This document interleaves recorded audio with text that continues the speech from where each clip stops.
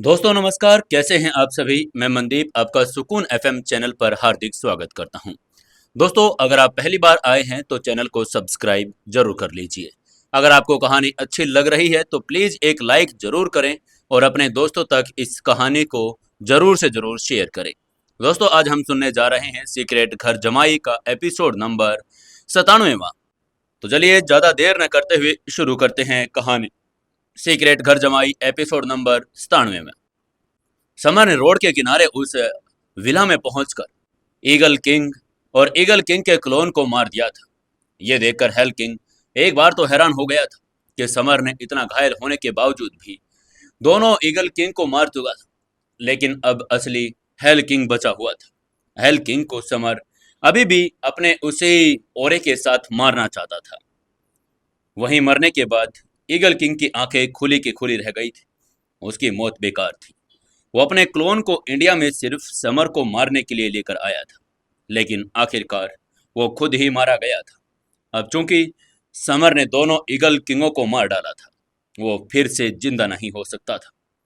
उसी समय जब समर ने असली ईगल किंग को मार डाला था, हेल किंग के मेट्रेट ब्लेड ने भी तुरंत समर को छेद दिया था। उसके शरीर से एक खूनी छेद बना दिया, जिससे तुरंत उसका खून बहने लगा था। समर ने अपना मुंह खोला और ताजे खून का एक घूंट थूक दिया। उसका शरीर कांप उठा था। वो लगभग बेहोश होकर जमीन पर गिर पड़ा था। उसे पता था कि उसका अब बहुत ज्यादा खून बह गया है। वो अभी भी बेहोश नहीं हो सकता था, वरना वो मारा जाएगा और पायल भी मारी जाएगी।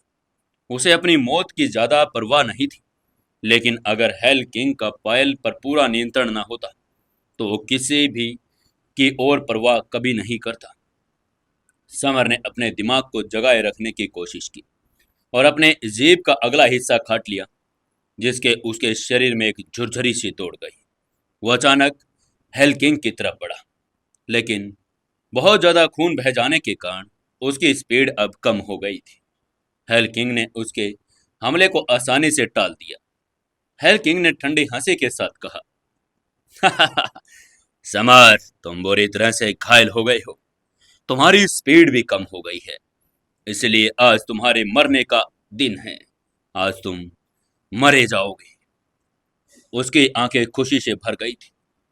समर चोटों से भरा हुआ था। जांग, पेट, छाती और उसके अपने ही तीनों वारों से बने घाव थे। उसके कंधे ईगल किंग के पंजों से हमले से घायल हो गए थे। उसकी पसलियां और पीठ हेल किंग के ब्लेड से फट गई थी। समर ने शरीर पर 8 अलग अलग घाव थे, जिनमें से हर एक बुरी तरह से गंभीर था और मांस हड्डियां बाहर निकली हुई थी। लगातार खून बहने के कारण उसके ज्यादातर कपड़े खून से सने हुए थे। समर की मजबूत शारीरिक और मानसिक दृढ़ता की बदौलत वो होश में था। अगर किसी और को इतनी गंभीर चोट लगी होती तो वो दर्द से ही बेहोश हो जाता। उसकी हालात देखकर पायल के आकर्षक चेहरे पर दया के भाव आ गए थे। उसने समर की तरफ देखते हुए दया भरे स्वर में कहा, समर, अगर तुम चाहो तो यहां से चले जा सकते हो। तुम मेरी चिंता मत करो। उसकी आंखों में लगातार आंसू बह रहे थे। पायल ने देखा कि समर ने उसे बचाने के लिए क्या किया था, लेकिन वो उसकी मदद नहीं कर पा रही थी, क्योंकि वो रस्सियों से बंधी हुई थी। वो बहुत अंदर से दुखी थी। इसी बीच उसे समर की चिंता भी हो रही थी। उसे वो नहीं चाहती थी कि समर यहाँ पर मर जाए। समर ने पायल को एक दुख भरी मुस्कान के साथ देखते हुए कमजोर आवाज में कहा, पायल, तुम चिंता मत करो। आज मैं तुम्हें यहां से बचा कर ही रहूंगा, भले ही मुझे मरना ही क्यों ना पड़े।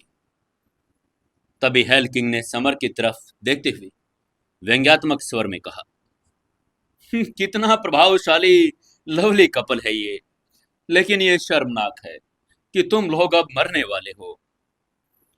हालांकि उसकी व्यंग्यात्मक आवाज में ईर्ष्या की एक अंश था। ये जानकर कि पायल समर के बारे में इतनी चिंतित थी, हेल किंग गुस्से से पागल हो गया, क्योंकि वो अभी भी पायल से प्यार करता था। वरना समर को फंसाने के लिए उसे चारा बनाने के बजाय वो उसे पहले ही मार देता। तभी समर को समय की याद आई। उसने मन ही मन कहा, अरे नहीं, ये तो शैडो किंग टोटम के लिए 30 सेकंड बचे हैं। मुझे कुछ ना कुछ जल्दी ही करना पड़ेगा, नहीं तो टोटम खत्म हो गया तो ये मुझे मार डालेगा। समर का चेहरा पीला पड़ गया था, आंखों में भय की चमक आ गई, क्योंकि शैडो किंग टोटम, जिसका प्रभाव केवल 3 मिनट तक सीमित था, इतनी लंबी फाइट के बाद केवल 30 सेकंड ही बचे थे।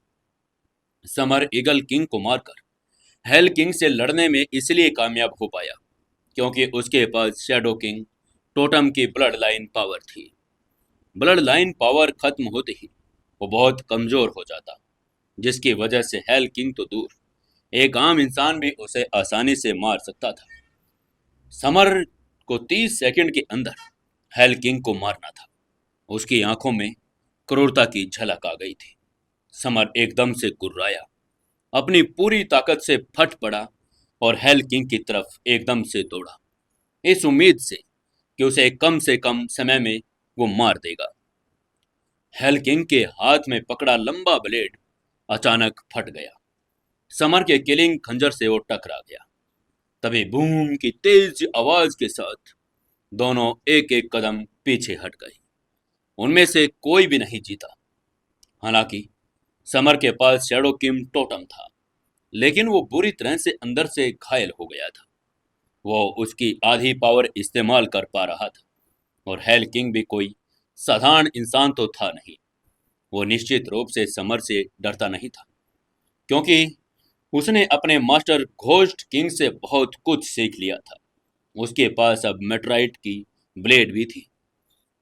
समर का किलिंग खंजर हेल किंग के मेट्राइट ब्लेड से टकराता रहा, जिससे जोरदार धमाके की आवाजें और विस्फोट हवा में आते रहे।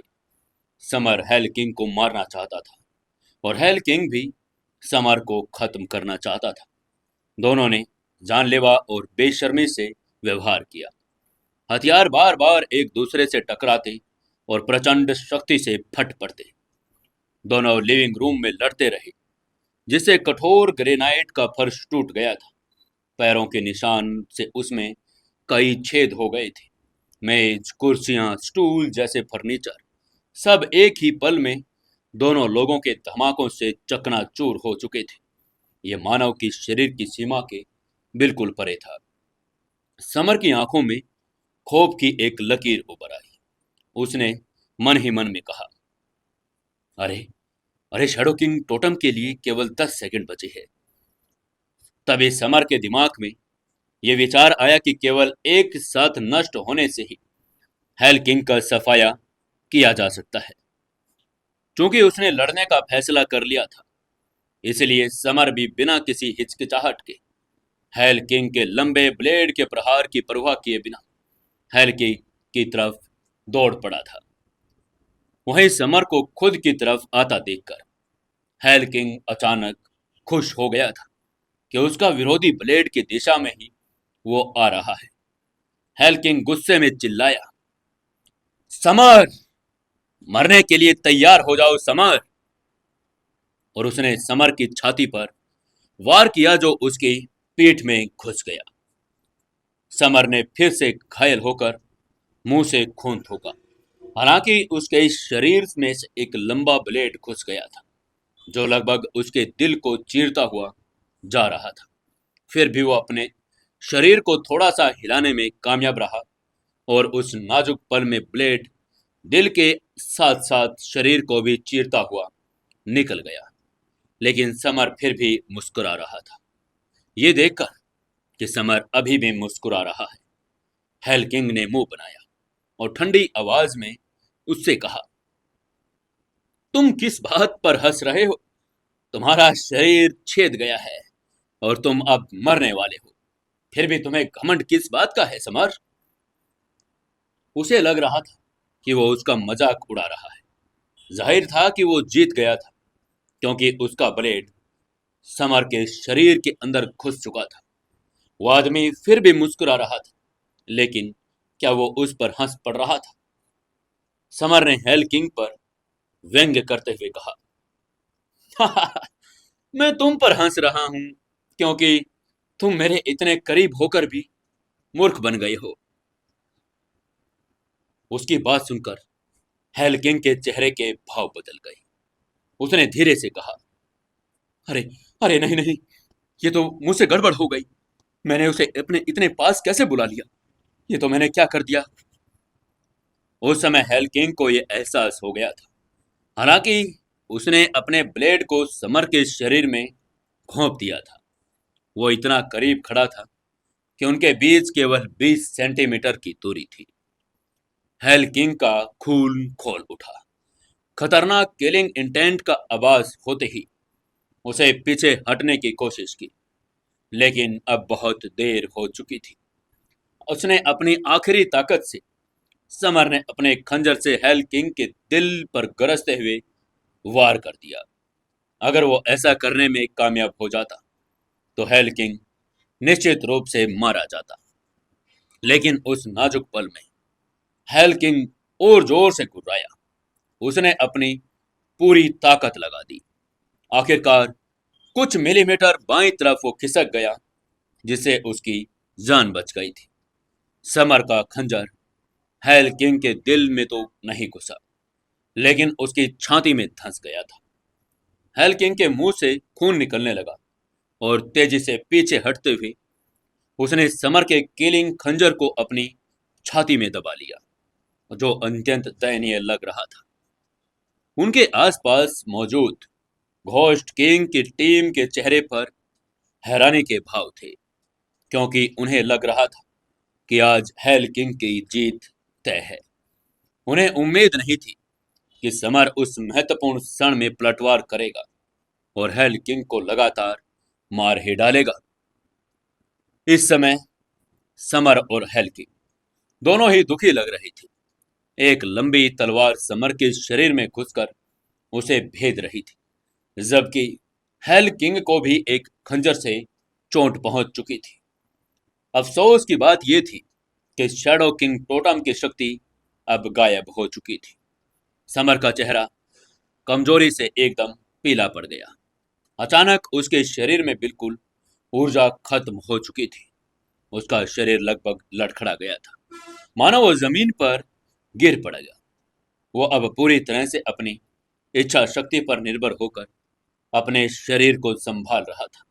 अगर कोई और होता तो वो इतनी देर में कब का बेहोश हो चुका होता। समर ने एक कड़वी मुस्कान दी। शैडो किंग के रूप में उसने शैडो ग्रुप पर अजय विजय प्राप्त की थी, जिससे कई बलवान और मास्टर्स ने उसके सामने आत्मसमर्पण कर दिया था। एक बहुत लंबा सफर तय करने के बाद, चाहे प्रतिद्वंदी कितना भी शक्तिशाली क्यों ना हो जाए, लेकिन वो हर बार आखिरकार जीत हासिल करने में सफल रहा था। लेकिन आज वो सोच रहा था कि उसे यहीं मरना पड़ेगा। आखिर अब उसके हाथ में कुछ ऐसा नहीं था जिससे वो दोबारा लौटकर आए और जीत हासिल कर ले।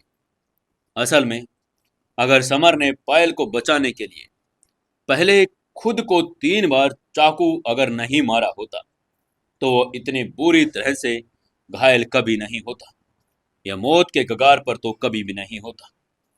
यदि समर को एक और मौका दिया जाता तो वो फिर भी खुद को छुरा मारता, क्योंकि उसे पायल को आज किसी भी हालत में बचाना ही था, भले ही उसे खुद का बलिदान क्यों न करना पड़े।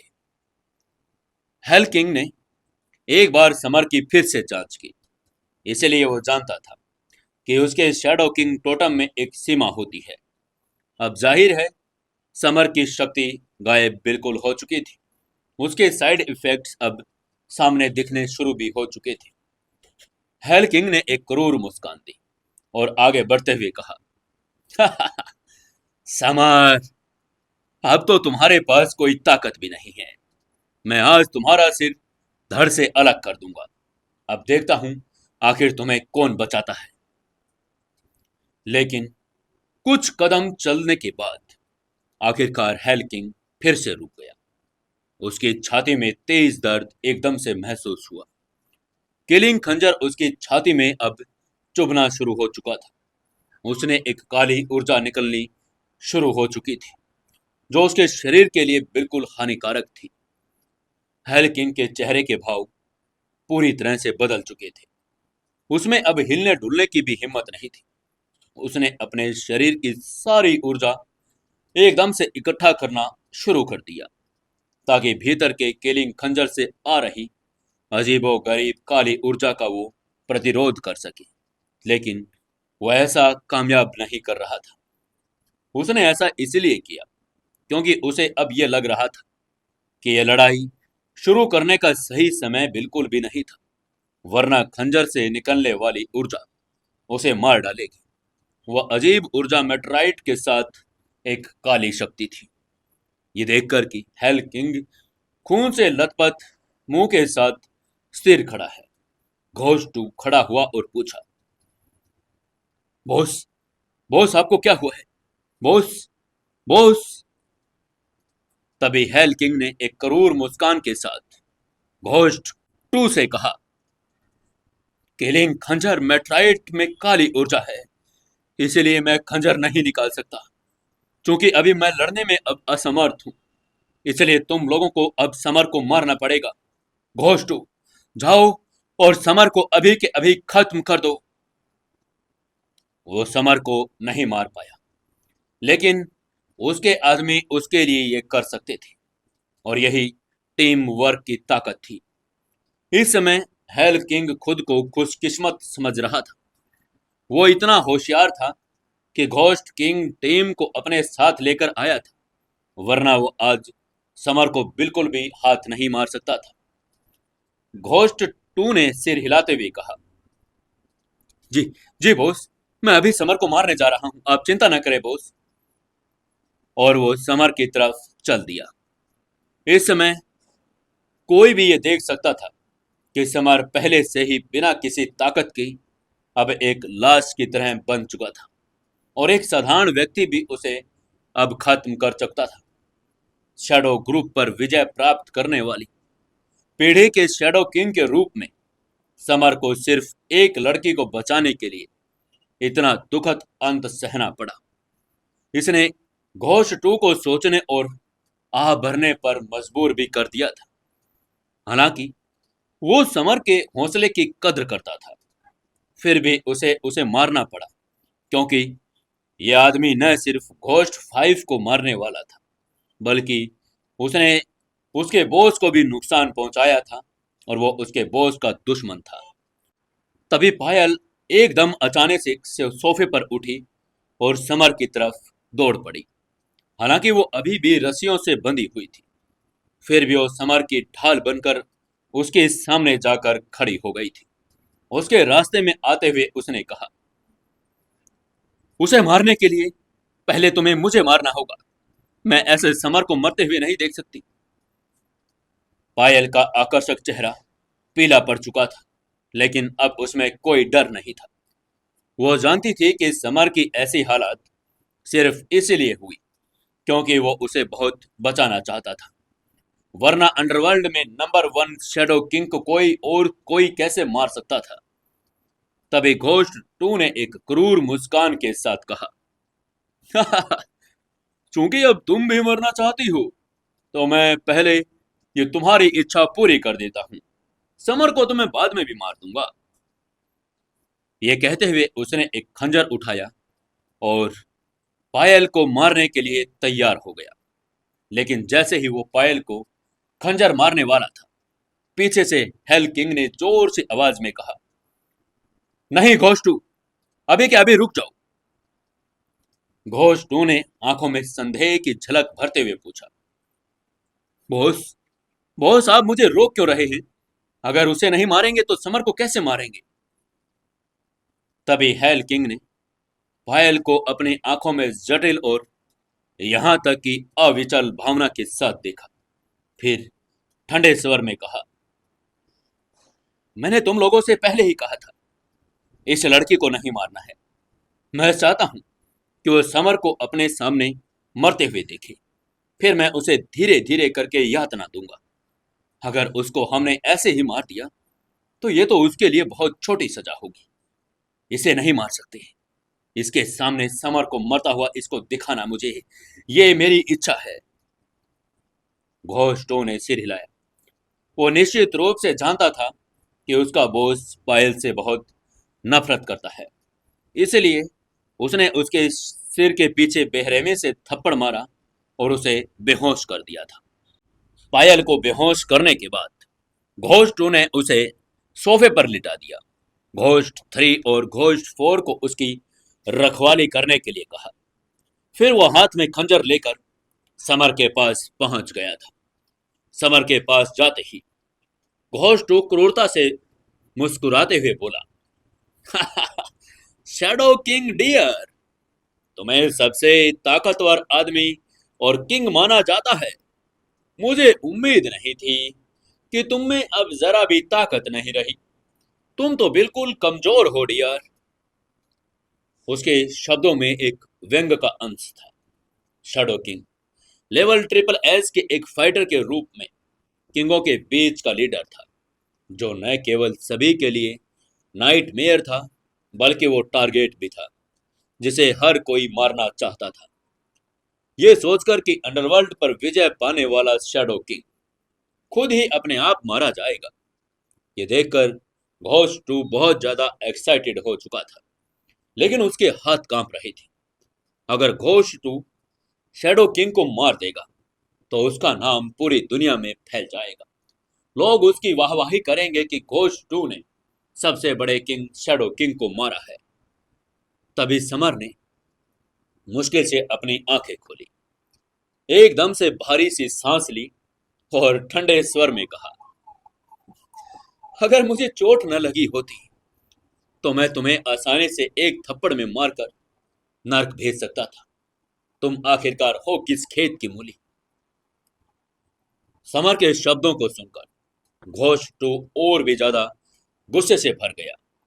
उसके चेहरे का रंग बदल गया, क्योंकि वो प्रतिद्वंद्वी द्वारा तिरस्कृत हो गया था। उसे घूर रहा था जैसे वो किसी अननोन को देख रहा हो।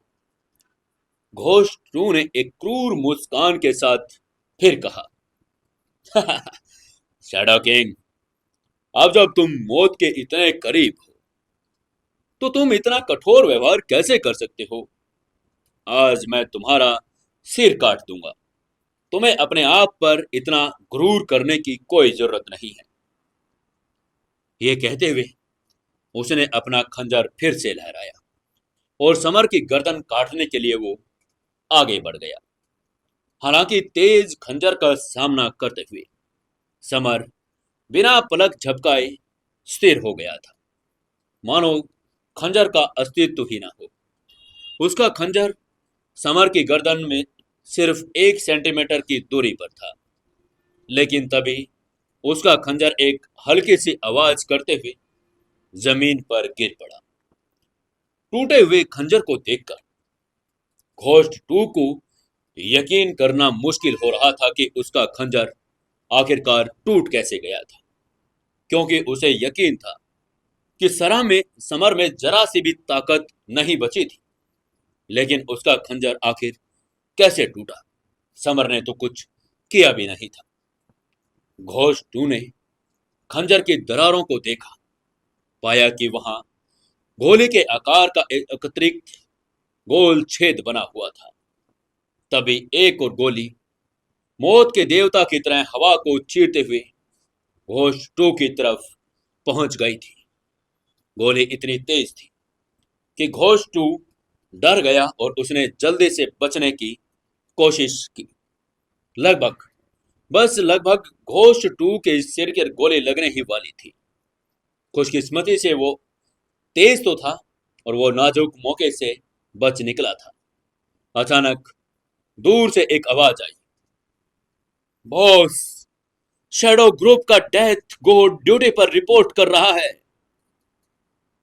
ये स्पष्ट था कि डेथ गोड अभी भी यहां से थोड़ी दूर पर था, लेकिन उसके परिणाम स्वरूप उसने समर को स्नाइपर राइफल से घोस्ट 2 के खंजर की गोली मारकर बचा लिया था।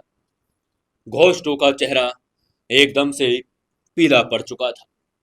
वो समर की शैडो ग्रुप टीम के बारे में अच्छे से जानता था, लेकिन उनकी जांच के अनुसार उन लोगों को इंदौर से कियारा की रक्षा करने के लिए मोंक को छोड़कर किसी और का शहर में रहना नहीं था। इसलिए उन्हें समझ नहीं आ रहा था कि समर की टीम अचानक से यहाँ कैसे पहुंच गई है। डेथ गोड की बात सुनकर समर की आंखों में प्रसन्नता की चमक आ गई थी। उसे लगा कि उसके आने में पहले ही एलिस को फोन करके उसने बिल्कुल सही काम किया था और अब उसके आदमी उसे यहाँ लेने के लिए आ चुके थे। तभी हेल किंग ने अपने चेहरे की अभिव्यक्ति को बदलते हुए कहा, घोस्टू, घोस्टू, ऐसे खड़े खड़े सोचो मत, जल्दी से समर को मार दो। हमारे पास समय नहीं है, अगर वो टीम आगे बढ़ गई तो हम कुछ भी नहीं कर पाएंगे। घोस्टू, जल्दी से खंजर उठाओ और समर को मार दो। उसी समय उसके शरीर से मानो लगातार घातक खंजर की काली ऊर्जा ने दोबारा हमला करना शुरू कर दिया, जिसके परिणाम स्वरूप उसके पास घोस्टू द्वारा समर को मारने के अलावा अब कोई चारा नहीं था। हेल किंग को पता था आज उसके पास समर को मारने का सबसे अच्छा मौका था। यह मौका दुर्लभ तो था, अगर वो चूक गए तो उसे मिटाना बिल्कुल मुश्किल हो जाएगा। किसी के भी हाथ फिर समर कभी आएगा ही नहीं। घोस्टू ने बिना किसी हिचकिचाहट की हिम्मत की, क्योंकि वो जानता था कि यह जीवन भर का सबसे बड़ा मौका था। अगर एक बार शैडो किम टीम पास में आ गई तो समर को मारना नामुमकिन हो जाएगा और यहां तक कि वो लोग उनको भी आसानी से मार देंगे। घोस्टू ने फिर अपने हाथ ऊपर लहराए, समर की तरफ एक जोरदार पंच मार दिया। हालांकि उसका खंजर टूट चुका था, फिर भी उसके पास अपनी फिजिकल बॉडी तो थी और वो अपने पंच से समर को सिर को फोड़ सकता था। लेकिन अगले ही पल दूर से एक काली गोली फिर से चलती हुई नजर आई, जो बिजली की चमक की तरह थी और घोष टू के पंच के अंदर आकर एकदम से घुस गई थी और उसने उसे चीखने पर अब मजबूर भी कर दिया था। गोली चलने के बाद उन लोगों को डेथ गॉड की आवाज सुनाई दी, अरे पागल लोगों, तुम आग से खेलने की कोशिश कर रहे हो। तुम मेरे बॉस को मेरे ही सामने मारने की हिम्मत कैसे कर सकते हो? क्या तुम लोग मौत से नहीं डरते? उसकी आवाज में एक ठंडी सी छलक आ गई थी। दरअसल डेथ गॉड का असली नाम इब्राहिम उल्ला था, लेकिन उसके लिए डेथ गॉड कहलाना एक तरह का सम्मान और प्रसिद्धि थी, जो कि उसे अपनी स्नाइपर राइफल की वजह से मिली थी। दुनिया में डेथ गॉड की गोलियों से आखिरकार कोई नहीं बच पाता था, चाहे निशाना 1000 किलोमीटर दूर ही क्यों ना हो। फिर भी डेथ गॉड का निशाना कभी नहीं चूकता था, क्योंकि घोष टू की मुट्ठियां गोली से छलनी हो चुकी थी। इसलिए अब वो समर पर हमला करने में असमर्थ हो गया था। घोष टू ने अचानक अपना सिर पीछे झुकाया और घोस्ट फोर से कहा, घोस्ट फोर, अपनी स्नाइपर राइफल से डेथ गोड का मुकाबला करो, नहीं तो वो हमने छल्ली कर देगा। घोस्ट किंग टीम के पास भी अपना एक स्नाइपर था और ये स्नाइपर घोस्ट फोर था। वो उन घोस्ट फोर का प्रभारी था। उसने अचानक लिविंग रूम की अलमारी से अपनी बंदूक निकाल ली थी। डेथ गोड की तरफ एकदम से उसने गोली चला दी, लेकिन यह तो स्पष्ट था कि डेथ गोड घोस्ट फोर से बहुत अधिक बेहतर शूटर था, क्योंकि डेथ गोड ने घोस्ट फोर की गोलियों को लगातार चकमा दे दिया था। हालांकि घोस्ट फोर डेथ गोड को खत्म करने में असमर्थ था, फिर भी उसने डेथ गोड की बंदूक को बिजी कर दिया था, जिससे घोस्ट टू को समर को मारने का मौका अब मिलता जा रहा था। घोस्ट टू का दाहिना हाथ घायल तो हो चुका था, लेकिन उसका बायां हाथ अभी भी ठीक था। इसलिए उसने समर के सिर पर निशाना साधते हुए बाएं हाथ से बेरहमी से समर पर हमला किया और फैसला किया कि इस बार वो समर को मार ही डालेगा। लेकिन तभी एक धमाके की आवाज फिर से आई। एक जोरदार आवाज के साथ किसी ने लिविंग रूम का दरवाजा जोर से खोल दिया था। लोहे का वो गेट 250 किलो का गेट था, लेकिन अब वो टूट चुका था, जिससे पता चल रहा था कि अंदर आने वाला आदमी आखिरकार बहुत ही ज्यादा ताकतवर आदमी था। जिस आदमी ने अभी अभी वो दरवाजा खोला था, वो लगभग 6 फीट लंबा, दुबला पतला आदमी था, जो हट्टा कट्टा और बहुत ताकतवर लग रहा था।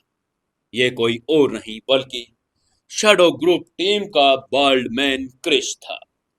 बोल्ड मैन ने धारते हुए 250 किलो के वजनी लोहे के गेट को भी उड़ा दिया था, फिर उसे घोस्ट 2 पर एकदम से फेंक दिया। ये लोहे का दरवाजा, जिसका वजन 250 किलो था, साथ ही बोल्ड मैन की बेतहाशा ताकत और प्रहार पावर, जिससे वो कुल 500 किलो का वजन उठा सकता था। अगर पूरा वजन घोस्ट 2 पर फेंका जाता तो वो उसके नीचे दबकर मर जाता। वो समर को मारना चाहता था, पर खुद नहीं मरना चाहता था। अगर उसने समर को पंच मारा तो अगले ही पल लोहे के गेट के नीचे दबकर उसकी मौत हो जानी बिल्कुल संभव थी। घोस्ट 2 तेजी से पीछे हटा, आखिरकार लोहे के गेट के हमले से बच निकला था। लोहे का गेट जमीन पर गिर गया और जमीन पर एक बड़ा सा गड्ढा बन गया था। बोल्डमैन की अविश्वसनीय ताकत का वो सबूत लग रहा था। तभी बोल्डमैन ने ऊंची आवाज में कहा, बॉस, शैडो ग्रुप टीम का बोल्डमैन ड्यूटी पर रिपोर्ट कर रहा है। उसकी ऊंची आवाज की धमकी सुनते हुए उसने फिर कहा, अगर किसी ने मेरे बॉस को चोट पहुंचाने की हिम्मत की तो मैं उसे मार डालूंगा। कोई भी अपने जगह से हिलेगा नहीं, नहीं तो उसकी मौत तय है। उसकी ऊंची आवाज से छत भी गूंज चुकी थी। हेल किंग ने गुस्से में बोल्डमैन की तरफ देखा। वो बहुत ज्यादा गुस्से में आ गया था, क्योंकि अगर बोल्डमैन बीच में ना आता तो घोस्ट 2 अभी समर को मार चुका होता। इस समय हेल किंग को बहुत ज्यादा गुस्सा आ रहा था। तभी किलिंग खंजर से निकली काली एनर्जी ने उस पर अंदर ही अंदर फिर से आक्रमण कर दिया था, जिसके परिणाम स्वरूप वो पलटवार करने में बिल्कुल असमर्थ हो चुका था। दूसरी तरफ घोस्ट 4 डेथ गॉड के विरुद्ध निशानेबाजी कर रहा था, जबकि घोस्ट 2 को बोल्डमैन ने अब संभाल लिया था। तभी हेल किंग को कुछ याद आया। उसकी आंखों में एक तेज रोशनी की चमक उठ गई। उसने मन ही मन में कहा, अरे हाँ, अभी तो हमारे पास घोस्ट 3 भी तो है। अभी भी एक मौका है, हम समर को अभी भी मार सकते हैं। वो न सिर्फ मजबूत और ताकतवर था, बल्कि घोस्ट 3 एक बहुत ज्यादा होशियार इंसान भी था। इसलिए उसे तुरंत अंदाजा हो गया कि उसके पास असल में एक और प्यादा बचा था। हेल किंग ने ठंडे मुस्कान के साथ उसे काम सौंपते हुए कहा, घोस्टो, बर्डमैन से लड़ने जाओ। तुम्हें उसका ध्यान भटकाना होगा। और घोस्ट 3, तुम समर को मारने के लिए आगे आओ। तुम्हें समर को अभी के अभी खत्म करना ही होगा। अपनी चोट का दर्द सहते हुए घोस्ट 2 ने सिर हिलाया। बोल्डमैन की तरफ वो आगे बढ़ गया।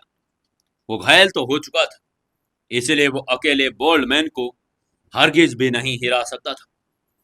लेकिन अगर उसका काम सिर्फ बोल्डमैन का ध्यान भटकाना और घोस्ट 3 को समर को मारने का मौका देना था, तो उसे यकीन था कि वो ऐसा करने में तो बिल्कुल कामयाब हो जाएगा।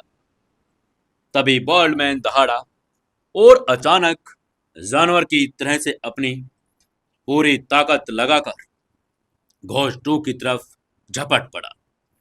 वो एक दूसरे को भयानक ताकत से टकराने लगे थे। घोस्ट 2 को बोल्डमैन ने ऐसे मारा मानो किसी जानवर ने मारा हो। उसमें इतना जोर था कि वो कुछ कदम पीछे हट भी गया था। सिर्फ ताकत के लिहाज से। यह साफ था कि घोष 2 बोल्डमैन को अपनी जिंदगी में कभी भी नहीं हरा पाएगा। घोष 2 के अलावा टॉप लेवल के फाइटर समर को छोड़कर आसपास के सभी लोग भी बोल्डमैन का मुकाबला करने में सक्षम नहीं थे। कोई आश्चर्य की बात नहीं थी। उसे ह्यूमनाइड टैंक भी कहा जाता था, किसी से भी नहीं हारने वाला टैंक। हालांकि बोल्डमैन ने घोष 2 को पीछे हटाने में लिए धक्का दे दिया था, लेकिन फिर भी उसे घोष 2 ने जकड़ लिया था, जिसके कारण वो कुछ समय के लिए समर के पास जा नहीं रहा था। तभी घोष 3 क्रूरता से मुस्कुराया और एक खतरनाक किलिंग इंटेंट के साथ समर की तरफ चल पड़ा था। घोष 3 ने अपनी आंखों में उत्साह के स्पर्श के साथ समर को एक ठंडी नजर से देखते हुए कहा, शैडो किंग, मैंने कभी नहीं सोचा था कि तुम मेरे बड़े भाई के हाथों मारे जाने के बजाय मेरे हाथों मरोगे। शैडो किंग को मारना एक महान सम्मान की बात थी, इसलिए हर महत्वाकांक्षी बलवान ऐसा करना चाहता था। समर ने हल्के से तभी मुस्कुराते हुए उसकी तरफ देखा और कहा, तुम मुझे मारने के योग्य बिल्कुल भी नहीं हो। मौत का खतरा करीब होने पर भी समर लगातार निडर था। वो मरते दम तक किसी के आगे कभी झुक नहीं सकता था। तभी घोष 3 ने समर के सिर पर निशाना साधते हुए पंच मारा। उसके पंच में हवा में बम फटने की आवाज आई। तभी एक छोटी सी चांदी की सुई अचानक हवा को चीरती हुई घोष 3 की कलाई पर जा लगी। उससे उसका शरीर का चेहरा और सब कुछ पीला एकदम से पड़ गया और बुरी तरह से रोने लग गया था। चांदी की सुई 7-8 सेंटीमीटर लंबी थी, चांदी के रंग की और पतली आकृति, लेकिन सुई की नोक इतनी तेज थी वो सीधे घोष 3 की कलाई में घुस चुकी थी, जिससे वो छोटा सा गोल सा छेद भी वहां हो गया था और उसके हाथ से खून बहना शुरू हो चुका था। घोष 3 के चेहरे के भाव अचानक बदल गए। उसने गुस्से में कहा, कौन कौन है कौन है किसने चुपके से मुझ पर हमला किया है? दम है तो बाहर निकल कर आओ, मुझे सामने से लड़ने पर मजा आता है। वो शैडो किंग को मारने ही वाला था, लेकिन अनपेक्षित रूप से उस पर छापा मारा गया था। इसी बात से वो क्रोधित हो चुका था।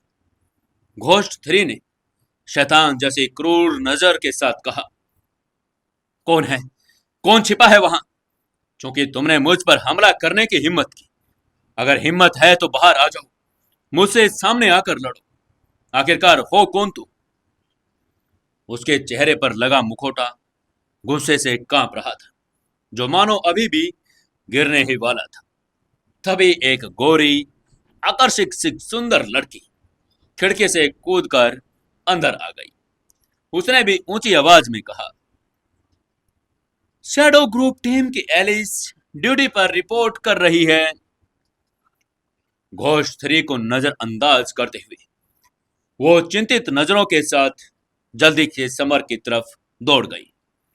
समर की दयनीय स्थिति देखकर एलिस के सुंदर चेहरे पर दुख आ गया था। उसकी नीली आंखें तुरंत आंसुओं से फूट पड़ी थी।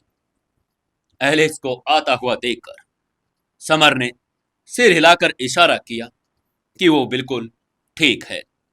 उसके लिए यह राहत की बात थी कि कियारा की रक्षा करते रहे मोंक को छोड़कर शैडो ग्रुप की टीम के सभी मेंबर उसके लिए यहां पर पहुंच चुके थे।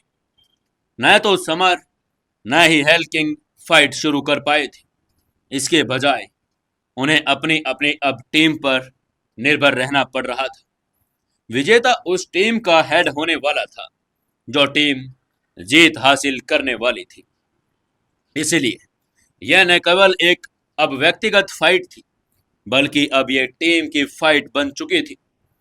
बोल्डमैन और घोस्ट 2 के बीच फाइट में बोल्डमैन इतना ताकतवर था, कहा जाता कि एक टैंक को भी वो चुटकियों में पलट सकता था और एक टक्कर में कई लोगों को उल्टा देता था। वो घोस्ट 2 को पीछे धकेलने में उसके पीछे दौड़ रहा था। जहां तक डेथ गोड और घोस्ट 4 का सवाल था, उनकी स्नाइपर राइफलें हवा में गोलियां चला रही थी और एक दूसरे को पूरी तरीके से टक्कर दे रही थी। ये स्पष्ट था कि डेथ गोड घोस्ट 4 से बहुत बेहतर था, क्योंकि वो इतने दबे हुए थे, ऊपर देख भी नहीं सकते थे। कई बार डेथ गोड घोस्ट 4 को गोली मारने के करीब भी पहुंच चुका था। अगर कोई और होता तो डेथ गोड पहले ही उसके सिर पर गोली कब का मार चुका होता। वहीं समर के बगल में खड़े एलिस और घोस्ट 3 एक दूसरे को अब घूरने लगे थे। उनमें लड़ाई किसी भी समय अब शुरू होने ही वाली थी। असल में शैडो ग्रुप टीम के मेंबर्स में से समर को सबसे ज्यादा चिंता हमेशा एलिस की ही रहती थी, क्योंकि एलिस की सबसे बड़ी क्षमता जानकारी इकट्ठा करनी थी। वो लड़ाई करने में इतनी सक्षम नहीं थी, उसमें इतनी ताकत भी नहीं थी। हालांकि एलिस फाइट में अच्छी नहीं थी, फिर भी उसने छुपे हुए हथियारों और शारीरिक गतिविधियों के साथ छुपकर हमला करना बहुत अच्छा लगता था। समर ने धीमी आवाज में एलिस से कहा, एलिस, डायरेक्ट फाइट से बचो, उसके हमले से बचने की कोशिश करना, तुम उसको ऐसे नहीं हरा पाओगी।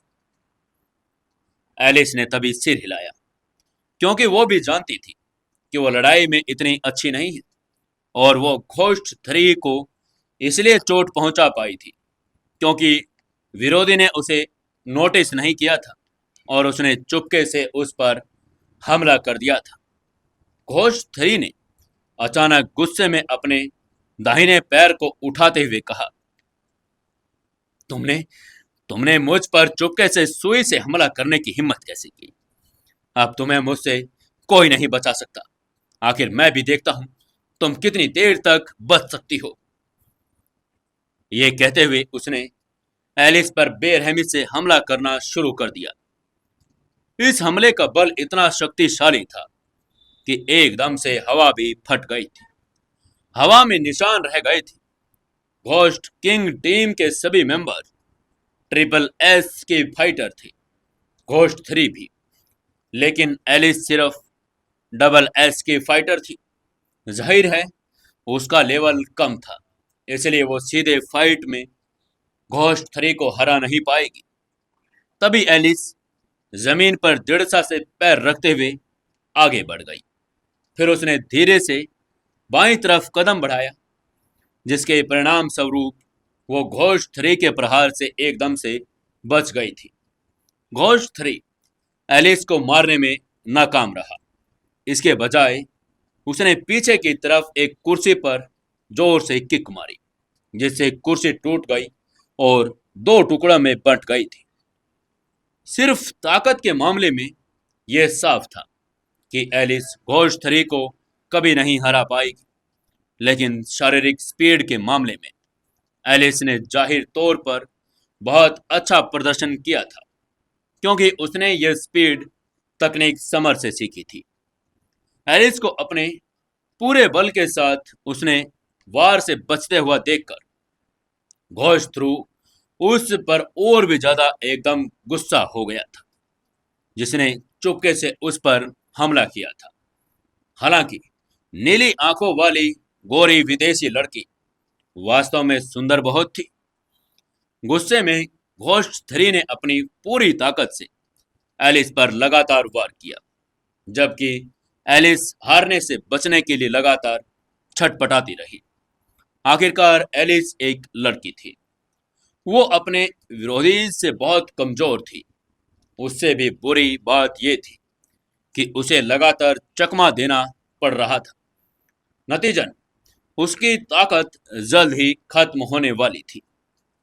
कुछ राउंड के बाद घोस्ट 3 ने मौका पाकर अपना पैर उठाया एलिस के पेट पर किक लगा दी। वो दूर जाके गिर गई, जिससे उसके मुंह से खून भी निकल आया। एलिस को चोट लगता देखकर समर ने बहुत चिंता के साथ उससे पूछा, एलिस, एलिस क्या तुम ठीक हो? इस समय समर बेकाबू गुस्से में था। यह अफसोस की बात थी कि वो लड़ाई नहीं कर सकता था, वरना उसे घोष 3 किक मारकर मारना ही पड़ता, क्योंकि उस आदमी ने एलिस को चोट पहुंचाने की हिम्मत की थी। एलिस उसकी टीम की मेंबर थी और जो उसके लिए पूरी तरह से समर्पित थी। एलिस का नाजुक चेहरा थोड़ा सा पीला पड़ गया था, जिससे पता चल रहा था कि उसे बहुत ज्यादा चोट लग गई थी। फिर भी उसने समर को हौसला देते हुए कहा, बॉस, बॉस मैं ठीक हूं, आप बिल्कुल चिंता न कीजिए बॉस। तभी घोष 3 ने एक क्रूर मुस्कान के साथ कहा, तुम तो बस एक ट्रिपल ट्रिपल डबल एस की फाइटर हो। तुमने मुझसे लड़ने की हिम्मत कैसे की? मैं तुम्हें मिटा दूंगा। और घायल लड़की को मारने की उम्मीद से वो फिर से एलिस की तरफ आगे बढ़ गया। एलिस भाग बिल्कुल नहीं सकती थी, क्योंकि समर उसके पीछे था। एक बार अगर वो भाग गई तो घोष 3 समर को खत्म करने के लिए उसकी तरफ आगे बढ़ेगा और नतीजन एलिस को समर की जान बचाने के लिए बड़ी मशक्कत करनी पड़ेगी। घोष 3 स्पष्ट रूप से एलिस से ज्यादा शक्तिशाली था। उसने एलिस का कदम कदम पर पीछा किया। हर बार एलिस के कपड़ों पर होता था। कई बार तो एलिस को इतनी जोर से मारा कि वो खून की उल्टी भी करने लगी थी। समर चिंतित हो गया था, क्योंकि उसे पता था कि उसकी स्थिति खतरनाक है। अगर एलिस ऐसे ही लड़ती रही तो उसे घोष 3 मार डालेगा, क्योंकि उसके आगे रहकर उसकी रक्षा उसे अब करनी ही थी। समर ने अपनी भौहें सिकोड़ते हुए दूर खड़े बोल्डमैन से कहा, बोल्डमैन, घोष 2 को अभी के अभी खत्म करो और एलिस की मदद करने के लिए इधर आओ। असल में अगर एलिस खतरे में न होती तो समर बोल्डमैन को इतनी जल्दी लड़ने के लिए नहीं कहता। बोल्डमैन को पहले भी चोटें लगी थी, इसलिए बेहतर होता कि वो अपनी पूरी ताकत न लगाए, ताकि बाद में होने वाले किसी भी साइड इफेक्ट से वो बच जाए। लेकिन अब उसके पास ऐसा करने के अलावा कोई दूसरा रास्ता नहीं था। बोल्डमैन ने तुरंत जवाब देते हुए कहा, जी बॉस। उसको एहसास हो गया था कि स्थिति खतरनाक है। वो किसी भी समय बर्बाद नहीं कर सकता, इसलिए उसने कई बार फड़फड़ाना शुरू कर दिया। ब्लड पावर को उत्तेजित करने की उम्मीद में उसने तुरंत अपने शरीर के एक्यूपॉइंट्स को बढ़ा दिया था। बोल्डमैन की छाती पर एक बुध टोटम लगा था, लेकिन वो अभी अधूरा था। उसमें केवल एक ही आंख थी, दूसरी आंख अभी भी गायब थी। बुध टोटम समर के शैडो किंग टोटम के ही समान था और दोनों ही ब्लड पावर को उत्तेजित करने में सक्षम हो चुके थे। लेकिन चूंकि बोल्डमैन की कुल देवता की एक आंख थी नहीं, इसलिए उसे एक और भी बुरा परिणाम भुगतना पड़ता था। वो केवल 1 मिनट के लिए ही उसे सक्रिय कर सकता था, क्योंकि उसके शरीर को भी नुकसान पहुंच रहा था। हालांकि एलिस को बचाने के लिए बोल्डमैन को ऐसा करना पड़ा, क्योंकि शैडो ग्रिप टीम के सदस्य भाई बहन की ही तरह थे, जो एक दूसरे के बिल्कुल करीब थे, क्योंकि उन्होंने एक साथ कई उतार चढ़ाव एक्सपीरियंस किए थे।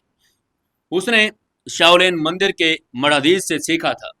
उसे बताया गया था कि यह फॉर्मूला उसके शरीर में ब्लड लाइन को एक्टिवेट कर सकता है।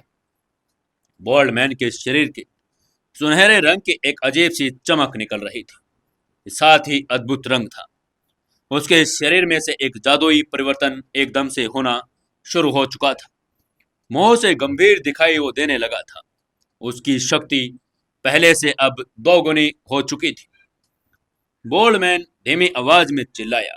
उसने अपना अचानक दाहिना पंच सुनहरी रोशनी के साथ करोड़ता से घोष 2 की तरफ निशाना साधा।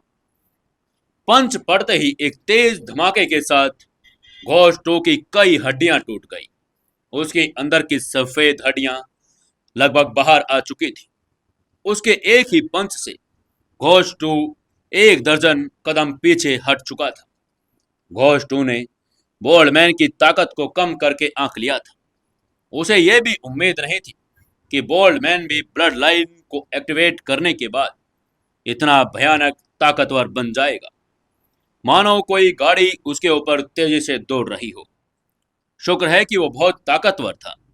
अगर कोई और आम इंसान होता तो वो एक ही वार में कब का मर चुका होता। उन्होंने समर की जानकारी इकट्ठा करने पर ही ध्यान केंद्रित किया था, जबकि शैडो ग्रुप टीम के मेंबर्स के बारे में उन्होंने कभी पता लगाने की कोशिश नहीं की थी। तभी हेल किंग ने जोर से चिल्लाते हुए घोष 2 को जेनेटिक पावर पोशंस को याद दिलाते हुए कहा, घोष 2 जेनेटिक पावर पोशंस का इस्तेमाल करो। यह देखकर कि उसकी आदमियों को शैडो ग्रुप टीम ने अब दबा लिया है, हेल किंग चिंतित हो चुका था कि वो वास्तव में लड़ना ही चाहता था, लेकिन वो अपनी छाती में से किलिंग खंजर बाहर निकालने में बिल्कुल असमर्थ था। लेकिन अगर वो छाती में से निकाल भी पाता तो लड़ता। तभी हेल किंग ने गुस्से में सोचा, अरे ये बहुत बुरा है, लगता है किलिंग खंजर मुझसे अब चिपक ही गया है, मैं उसे निकाल क्यों नहीं पा रहा हूं। बॉस घोष 2 ने सिर हिलाते हुए कहा, जी बॉस। ये जानते हुए कि इस समय वो बोल्डमैन को हराने में असमर्थ था, उसके पास जेनेटिक पावर पोशंस का इस्तेमाल करने के अलावा कोई विकल्प नहीं था। घोष 2 ने जल्दी से एक लाल मेडिसिन की एक बोतल निकाली और उसका कोर्क खोल दिया। एक तरह की प्रचंड एनर्जी फैल गई। यह एनर्जी बहुत तेज थी, लाल तरह उबलता हुआ सा लग रहा था। घोष 2 ने ऊपर देखा और तुरंत लाल मेडिसिन अपने मुंह में डाल ली। उसके मुंह, गले, ग्रास नली के साथ मेडिसिन उसकी नसों, ब्लड वेन्स, ऑर्गन्स वगैरह में लगातार फैल गई थी। घोष 2 के शरीर से एक प्रचंड एनर्जी निकली और उसकी ताकत पहले से 2 गुना हो चुकी थी। उसकी आंखें, चेहरा, पूरा शरीर खून से लाल हो गया था, बिल्कुल किसी म्यूटेट ब्लड मैन की तरह, जो बहुत भयानक लग रहा था। घोष 2 ने तभी गुस्से में चिल्लाते हुए कहा, बोल्डमैन, बोल्डमैन को मारने के लिए अपना टूटा हुआ पंच अभी इस्तेमाल करूंगा और उसे मार डालूंगा। यह इतना भयानक था कि लाल मेडिसिन लेने के बाद उसे एक पल में भी सभी दर्द का कोई एहसास भी नहीं हो रहा था। अब क्या करेगा बोल्डमैन? क्या बोल्डमैन को घोष 2 हरा पाएगा? जानने के लिए जुड़े रहिए अपने इस कहानी सीक्रेट घर जमाई के साथ। दोस्तों, एक इस कहानी पर लाइक जरूर से जरूर कर दिया करो, साथ में इस कहानी को अपने दोस्तों तक शेयर किया करो और जल्द से जल्द अपने सब्सक्राइबर 10,000 करवाओ। और 11 तारीख से शायद मैं आपको एक नई कहानी भी इंट्रोड्यूस करूंगा, तो जल्दी से जल्दी अपने चैनल को अपने दोस्तों तक जरूर शेयर करें और कहानी पर लाइक, शेयर, कमेंट और हाइप जरूर से जरूर करके जाएं।